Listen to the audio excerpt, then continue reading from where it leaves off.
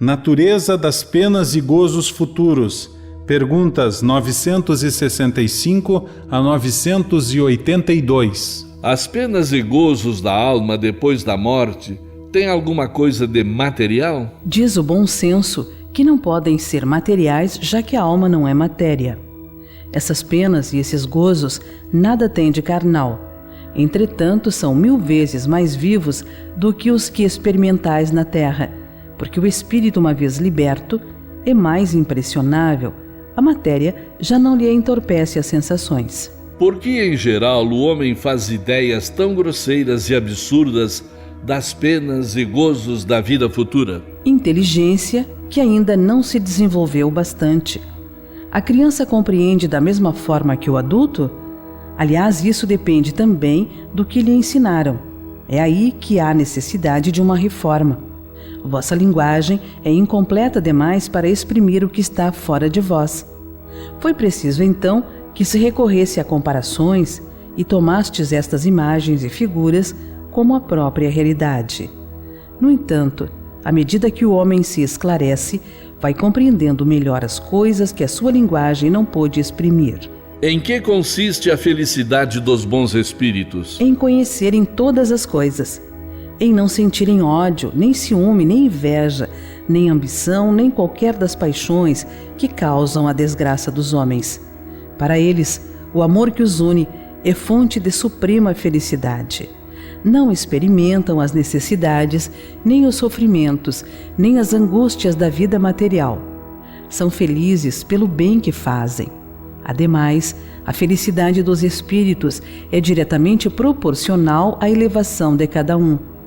Na verdade, somente os espíritos puros gozam da felicidade suprema, mas nem todos os outros são infelizes.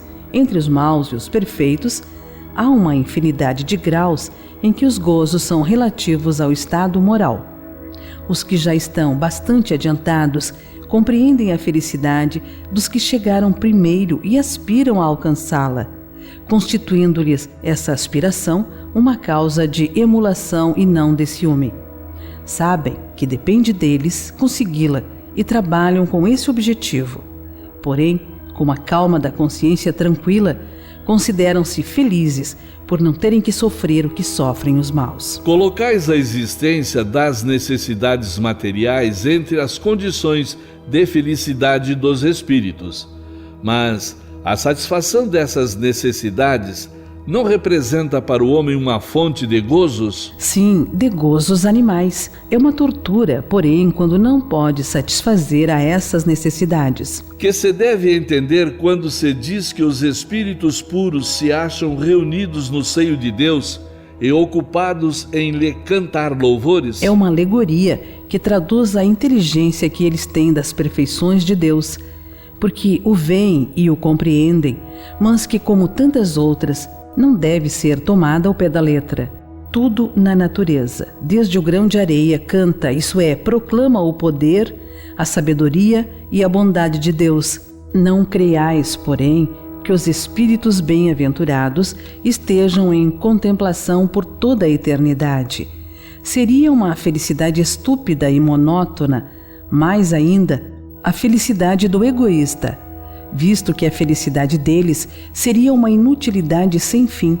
Não sofrem mais as tribulações da existência corporal, o que já é um gozo. Depois, como dissemos, conhecem e sabem todas as coisas. Empregam com proveito a inteligência que adquiriram, auxiliando o progresso dos outros espíritos.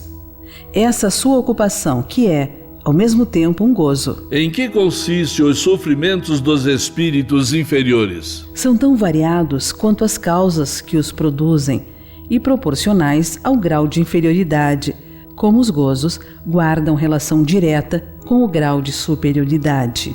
Podem resumir-se assim: invejarem tudo o que lhes falta para ser felizes e não obterem, verem a felicidade e não poderem alcançá-la, pesar, ciúme, raiva, desespero por tudo aquilo que os impede de ser felizes, remorsos, ansiedade moral indefinível. Desejam todos os gozos e não os podem satisfazer. É isso que os tortura. A influência que os espíritos exercem uns sobre os outros é sempre boa? Sempre boa, é claro, da parte dos bons espíritos, mas os espíritos perversos procuram desviar do caminho do bem e do arrependimento aqueles que lhes parecem suscetíveis de se deixarem levar e que são, muitas vezes, os que eles mesmos arrastaram ao mal durante a vida terrena. Assim, a morte não nos livra da tentação? Não, mas a ação dos maus espíritos é muito menor sobre os outros espíritos do que sobre os homens, por lhes faltar o auxílio das paixões materiais. Como procedem os maus espíritos para tentar os outros espíritos, já que não podem contar com o auxílio das paixões? Embora as paixões não existam materialmente, ainda persistem no pensamento dos espíritos atrasados. Os maus entretêm esses pensamentos, conduzindo suas vítimas a lugares que ofereçam o espetáculo daquelas paixões e de tudo o que as possa excitar. Mas de que servem essas paixões, já que não têm objeto real? É justamente nisso que consiste o seu suplício. O avarento vê o ouro que não pode possuir, o devasso as orgias de que não pode participar, o orgulhoso as honras que lhe causam inveja e de que não pode gozar. Quais os maiores sofrimentos que os espíritos maus podem suportar? Não há descrição possível das torturas morais que constituem a punição de certos crimes. Mesmo o que a sofre teria dificuldade em vos dar uma ideia desses suplícios. Mas com toda certeza, a mais terrível é o pensamento de que estão condenados para sempre. A ideia que os homens fazem das penas e gozos da alma após a morte será mais ou menos elevada conforme o estado de sua inteligência. Quanto mais ele se desenvolve, mais essa ideia se depura e se liberta da matéria, compreende as coisas de um ponto de vista mais racional, deixando de tomar ao pé da letra as imagens de uma linguagem figurada. Diz-nos a razão mais esclarecida que a alma é um ser espiritual e que, por isso mesmo, não pode ser afetada pelas impressões que atuam apenas sobre a matéria, o que não significa que esteja isenta de sofrimentos, nem que não receba o castigo de suas faltas. As comunicações espíritas têm como resultado mostrar-nos o estado futuro da alma, não mais em teoria, mas como realidade. Põe-nos diante dos olhos todas as peripécias da vida de além-túmulo, mas ao mesmo tempo mostram-nos essas peripécias como consequências perfeitamente lógicas da vida terrena, e embora despojadas do aparato fantástico criado pela imaginação dos homens, não deixam de ser menos penosas para os que fizeram mau uso de suas faculdades. A diversidade dessas consequências é infinita, mas, em tese geral, pode-se dizer que cada um é punido por aquilo em que pecou. Assim é que uns o são pela incessante visão do mal que fizeram, outros pelo pesar, pelo temor, pela vergonha, pela dúvida, pelo isolamento, pelas trevas, pela separação dos seres que lhes são caros, etc. De onde procede a doutrina do fogo eterno? Imaginem, como tantas outras coisas, tomada como realidade. Mas o temor desse fogo não produzirá bom resultado? Vede se serve de freio, mesmo entre os que o ensinam. Se ensinardes coisas que a razão rejeitará mais tarde, causareis uma impressão que não será durável nem salutar. Incapaz de expressar por sua linguagem a natureza daqueles sofrimentos, o homem não encontrou comparação mais enérgica do que a do fogo, porque para ele o fogo simboliza o tipo de suplício mais cruel, de ação mais enérgica. É por isso que a crença do fogo eterno remonta à mais alta antiguidade, tendo-a os povos modernos herdados dos mais antigos. É pela mesma razão que se diz em sua linguagem figurada: o fogo das paixões, queimar de amor, de ciúme, etc.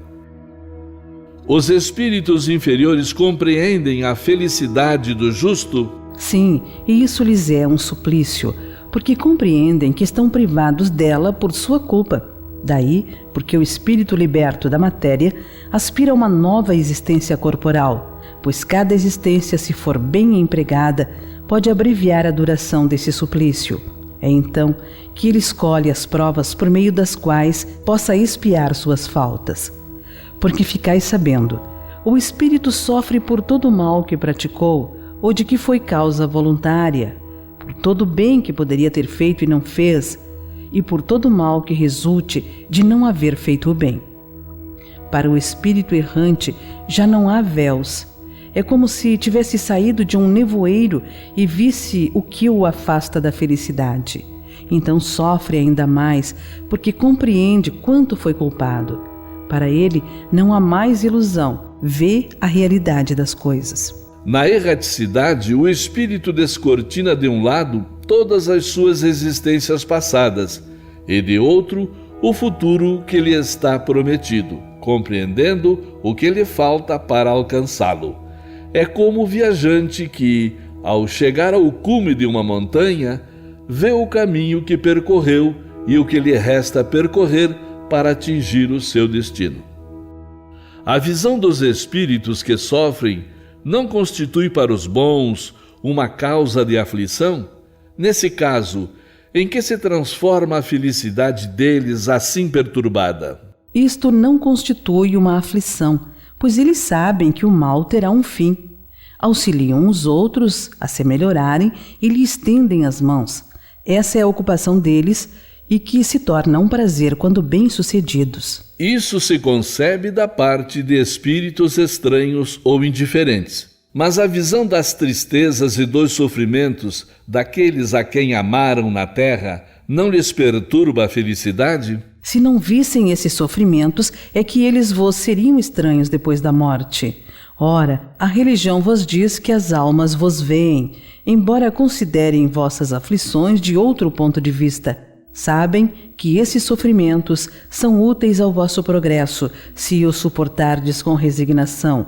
Portanto, afligem-se muito mais com a falta de ânimo que vos retarda a marcha do que com os sofrimentos em si mesmos, que são passageiros. Já que os espíritos não podem ocultar um dos outros os seus pensamentos, e sendo conhecidos todos os atos da vida, dever-se-á concluir que o culpado está perpetuamente em presença de sua vítima? Diz o bom senso que isso não pode ser de outro modo. Essa divulgação de todos os nossos atos reprováveis e a presença constante dos que foram vítima desses atos não serão um castigo para os culpados? Maior do que se pensa, mas somente até que o culpado tenha expiado suas faltas, quer como espírito, quer como homem, em novas existências corporais. Quando nos acharmos no mundo dos espíritos, todo o nosso passado ficará à mostra, de sorte que o bem e o mal que houvermos feito serão igualmente conhecidos. Em vão, aquele que haja praticado o mal tentará escapar ao olhar de suas vítimas. A presença inevitável destas lhe será um castigo e um remorso incessante, até que tenha expiado seus erros, ao passo que o homem de bem, ao contrário, só encontrará em toda parte olhares amigos e benevolentes. Para o mal não há maior tormento na terra do que a presença de suas vítimas. Por isso ele as evita sem cessar.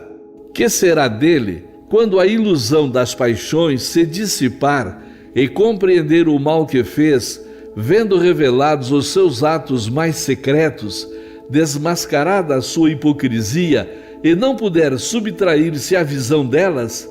Enquanto a alma do homem perverso está presa da vergonha, do pesar e do remorso, a do justo goza de perfeita serenidade. A lembrança das faltas que a alma tenha cometido quando imperfeita não lhe turba a felicidade, mesmo depois de se haver purificado? Não, porque resgatou suas faltas e saiu vitoriosa das provas a que se submetera para este fim. As provas que a alma ainda tenha de sofrer para concluir a sua purificação não serão para ela uma causa de penosa apreensão que perturba a sua felicidade? Para a alma ainda maculada, sim. É por isso que ela não pode gozar de perfeita felicidade, senão quando estiver completamente pura.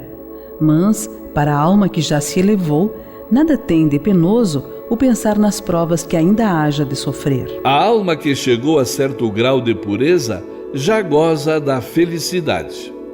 Um sentimento de doce satisfação a envolve. Sente-se feliz por tudo o que vê, por tudo o que a cerca. Levanta-se para ela o véu que encobria os mistérios e as maravilhas da criação. E lhe aparecem as perfeições divinas em todo o seu esplendor. O laço de simpatia que une os espíritos da mesma ordem constitui para eles uma fonte de felicidade? A união dos espíritos comprometidos com o bem é, para eles, um dos maiores prazeres, porque não temem ver essa união turbada pelo egoísmo. Nos mundos totalmente espiritualizados, eles formam famílias unidas pelo mesmo sentimento, consistindo nisso a felicidade espiritual, do mesmo modo que no vosso mundo vos agrupais em categorias e experimentais certo prazer quando vos achais reunidos. A afeição pura e sincera que experimentam, e da qual são objeto, é fonte de perene felicidade, pois lá não há falsos amigos nem hipócritas. Na terra, o homem goza das primícias dessa felicidade quando encontra almas com as quais pode confundir-se numa união pura e santa. Em uma vida mais depurada, esse prazer será inefável e ilimitado, pois aí ele só encontrará almas simpáticas, que o egoísmo não arrefece. Tudo é amor na natureza. O egoísmo é que o mata. Em relação ao estado futuro do espírito, haverá diferença entre aquele que em vida temia a morte e aquele que a encara com indiferença e mesmo com alegria? A diferença pode ser muito grande, entretanto desaparece muitas vezes diante das causas que determinam esse temor ou esse desejo. Seja porque a tema, seja porque a deseje, o homem pode ser impelido por sentimentos muito diversos. E são estes sentimentos que influem no estado de espírito.